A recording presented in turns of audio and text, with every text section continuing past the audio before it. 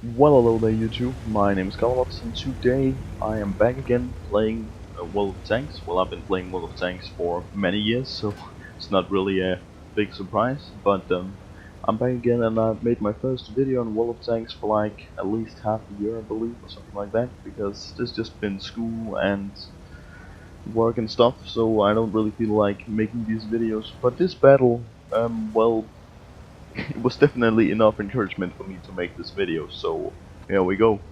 I am playing in my Object 263, and this tank is going to be bumped down a tier in the next patch, and I'm really not too happy. Oh, that shot on the Bulldog was pretty nasty. A pixel shot into the top of his tank, very nice. But anyway, as I was saying, this tank is going to be bumped down a tier to tier 9. It's going to keep its armor, uh, and most of its health, but it's going to lose a lot of its gun handling as well as DPM, so it's going to be a weird tank at tier 9 that's nearly impenetrable when held down, just like I am right now, behind these wrecks, because nobody is going to touch it, especially when it's going to be sitting in front of tier 7 tanks, but they can't really do anything about it, even though it has pretty low DPM at that point. So yeah, it's going to be funny to play it at that point, but of course I'm going to be getting a new tier 10 tank instead, so oh well, whatever, we'll probably manage. But since that's the case, I wanted to have a good time with this tank before it was removed, and this battle sure ticked off that, because god damn, as you've probably seen by the title, this is in fact my highest damage game ever. But will we be able to manage the 10k damage in the end? You will have to stick around to watch, and believe me, it's worth watching the entire battle, because the way this battle ends is a little bit unorthodox, but oh well. It worked, right? So yeah, we'll stick around to see that.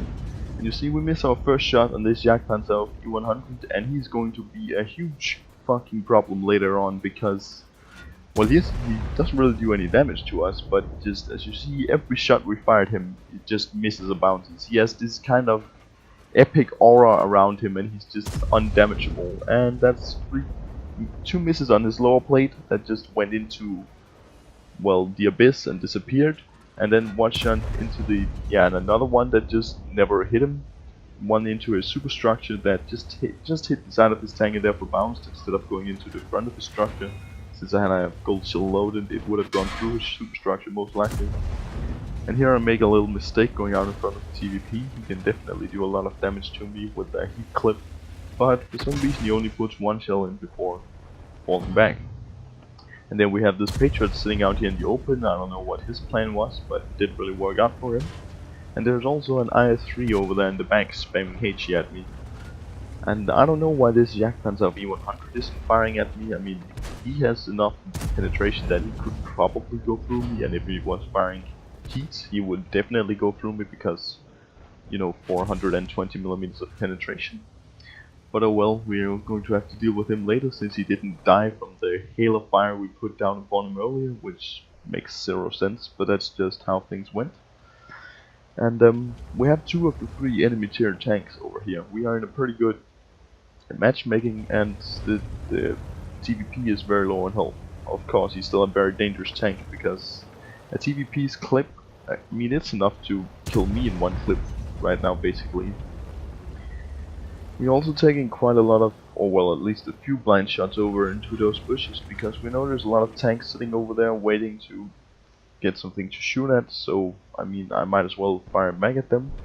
But thank God for the fact that I didn't just continue blind firing in that direction, because as we're going to see later on in the battle, all shells are going to be needed for this battle, and if I just blind fire one more shell, this battle could have ended a lot different. But anyway, just as if I always see the Jagdpanzer V100 roll out of his cover, once again he's very lucky, or else I would probably have been able to put two shells into him, but oh well, maybe. At least he's moving up, so it will be able to, or it will be easier for me to take care of him later on. We're now up to 3,500 damage, and right now the scores are pretty even, and this seems like a pretty ordinary battle. I mean, it's going pretty well, but nothing special has really happened yet. I've just been sitting in one location the entire game, and nothing much has happened. But that will change soon enough. The scores are even, or they were a second ago at least. And now we want to kill this Jagdpanzer V100. But before that we have to take care of this patriot who decided that suicide was the best option here, and he's dead. Okay, very nice. And also, as we talked about earlier, that IS-3 in the back is still spamming HE in my direction, and it's, yep, there is another one, and he's pretty annoying because I don't know really where he is, trying to blind fire at him, but he's in cover behind those wrecks, so the chance of me hitting and pinning him is very, very small, so yeah. But anyway, I digress. We now know that the IS-3 is over there, and the two Tier 10 tanks are over here, the Jagdpanzer V100 and the TVP. And the Jagdpanzer V100 is going to take most likely 3 shots, but could potentially be killed in 2, and the TVP is definitely a 1 shot, so yeah.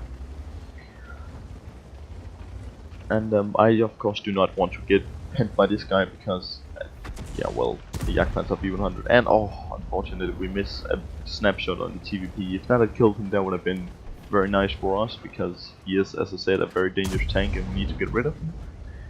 And my first shell, my first shell finally goes into the Jagdpanzer V100 because, oh my god, it's just every shot until now has just bounced or missed.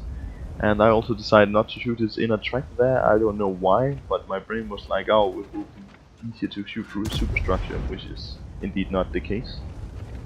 And I could probably have pinned him through the side of the tracks, but yeah, I was just a little tilted because this guy just wouldn't die.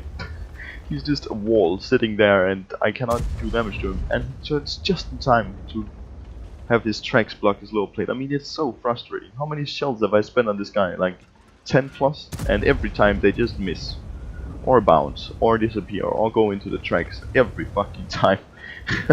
It's only when he shows me his big fat side profile that I can actually pin him. And another bounce right into his little cupola thing. It makes sense, yeah. But fortunately, at this point, his luck runs out. I put a shell into him and I load a HE shell to finish the job off because, well, I need to get rid of this guy. And yeah, finally be able to kill him if he doesn't fall back too far. But luckily enough for me, this shot goes straight into his little hatch as well. So we finally managed to take care of that big pile of ass just sitting there in front of me and, yeah, blocking my way the entire battle. But he's probably also a big part of the fact that the scores are now as they are, favoring the enemies as much as it is, because I would probably have moved on and done a lot more damage if he hadn't been in the way the entire battle, and therefore we would have won earlier, and I would have managed to do less damage. So in a way I'm thankful, even though it's still very annoying that all of those shells missed on his lower plate, and also in close combat. But anyway, moving on. We are now up to 3 kills. We just managed to take care of the enemy Scorpion, and there's 4 enemy remaining tanks. They're all heavy tanks, which is nice for me because that means that they are unlikely to be able to outmaneuver me, which is going to matter a lot later on. And they are still really healthy though, which is a kind of a problem because, yeah, they will be able to kill me. Luckily enough for me, I have my little friend over here, the T69. Even though he is more or less completely useless the entire game, I don't know who he managed to killed someone. But yeah, he doesn't really do a lot of damage or anything like that, but he is still very useful to have because he is going to be a deciding factor when we win this game in the end. Oh, spoiler alert, by the way. We are going to win. And luckily enough for me, the tier 10 French heavy tank bounces on me, which is very nice because I didn't have to take those 560 damage, and right now I thought, okay, this is it. But he bounced again, and I was like, okay, if you're going to fuck up twice, well, I'm not going to let you get away. And yeah, indeed we aren't. Lucky shot into his hatch there. Well aimed, but still lucky shot. And we managed to take care of him. And we are now up to over 7,000 damage, so that was quickly the damage got up there. We take a shot in the back from the T10, which is annoying, and we managed to put a very lucky shell into the top of the Type 4 Heavy. And if the Type 4 Heavy was using the big derp gun, we would be in a lot of problems. But fortunately enough for me, he isn't. He's using a little stock piece of shit gun, which means he can't damage me, and that means I'll be able to take him out. And we are now up to over 8,000 damage, even though we didn't lose any health against these two tanks over here, only from the shot in the back from the T10. We are actually in a position where we can win this game now, which is just really awesome. The only thing is though, that if you look at my ammunition, you'll see that I only have 3 HE shells left, which is, yeah, that's a little not too good, I'd say, because we don't know how many hit points that IS-3 has left. So, as far as we know, he's full HP, but fortunately, the first HE shell is enough to take out the enemy T10. He was a one-shot, so yeah, that's very nice. And at this point, my heart was kinda pumping a lot, because this could potentially be my highest damage game ever. I don't know how many of those blind shots I fired into this part of the map actually hit, if any of them did at all. But if some of them did, and I now am able to put these two HE shells into the back of the IS-3 or something like that, we actually don't know where he has gone to. But this could possibly be my highest damage game ever, which it is going to be, as I said earlier. So we don't know where this guy has gone. He has fallen back, and he was last spotted right over here somewhere. So we're going to go look for him. I don't want to get tracked around the corner, so I hug the wall all the way around, and he isn't spotted. The T-69 is spotting from the other direction, and I think he might be camping up here, and indeed there he is. I tried to put my first shell into his ass, and then I realized, oh, he's AFK. Well, isn't that that's just great. And right now I'm thinking, okay, I can't possibly kill him with my last shot unless it of course ammo wrecks him or puts him on fire. But I do want to get the damage on him, so how am I going to be able to do this? And I wanted to push him over the edge because I didn't think I could do enough damage to him to kill him. Especially not with my last shell and just a little bit of ramming, so I thought I would put him in a position where it was easier for the T-69 to go ahead and kill him and finish off the game and give us the win, because I just really wanted to win this game after that intense battle. And something quite interesting just kinda happened. Take a look at this. I bump into 174 damage to him, and then I just, well, casually park on top of him. Yep. And that is enough to kill him, and he just slowly runs out of hit points. Yeah, so that was kind of funny, just parking on top of the IS-3 for the end of the game. I should have put the last shell into him, and by that I would have been able to do more damage to him in the end, since the last 200 or so hit points he lost was just from my dead tank being on top of him, which I didn't get any damage for. But if this T-69 hadn't been alive at the end of the game, this would have been a draw, and I would have been very sad. But it only looks like we'd managed to do 9,625 damage, which is like, it's like 65 less than my second or my highest damage game at this point, and I was kind of frustrated because it is really annoying after such a good battle and after so many times where I've just gotten 9,600 damage, only miss one shot away from the 10k. It's pretty annoying. But I did tell you guys that this was my highest damage game ever, so let's go take a look at the post-game results and see how much damage we actually did. And when I got into the results screen, I immediately noticed that I had a tank ace, no big deal, high caliber, top gun, no surprise there. But there was one number on the screen that that definitely made me very, very happy. 10,091 damage. Finally. After 36,000 plus games, I managed to finally get my first 10k damage game, and I'm just so happy.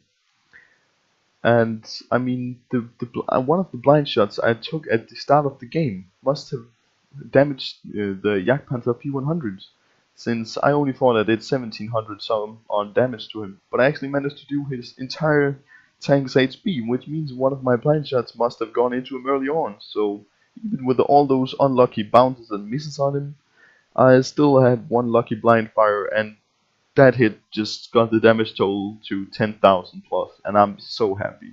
After so many battles, and in one of the tanks that is soon going to be bumped down in tier, I managed to get this result, and I'm very happy and thankful for that, because God man, the Object 263 is just such a nice tank in the right position. And it has to be said that in this battle, I got really lucky many times against this guy and, well, this guy, the enemy T10 as well, because, and the Type 4 Heavy, because they didn't manage to really do much against me, and I got some, I mean, together with all the complete bullshit shots, I also got a lot of lucky shots this game, and of course the fact that the IS-3 was AFK at the end of the game helps out a lot. So yeah, everything just came together, and to be able to have a nice game, you also have to play well and get yourself into a good position and get lucky sometimes. That's just how this game works. And I definitely managed to use my tank strength, always keeping my front towards the enemies, keeping my gun firing when I could, and taking advantage of the terrain to keep my lower plate hidden, and therefore also utilizing my armor enough to be able to block 5,500 damage, which is very nice. And look at that, fired 41 shells and only 21 penetrated.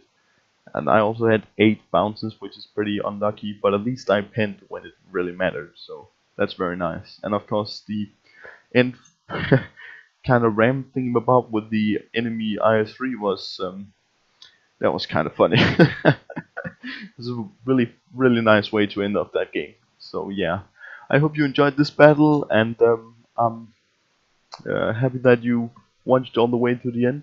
This is my first 10k damage game in World of Tanks, and will probably remain the only one for a long time. Yeah, but I'm just happy that I finally managed to do it. Oh well. I'll see you next time, folks. Bye bye.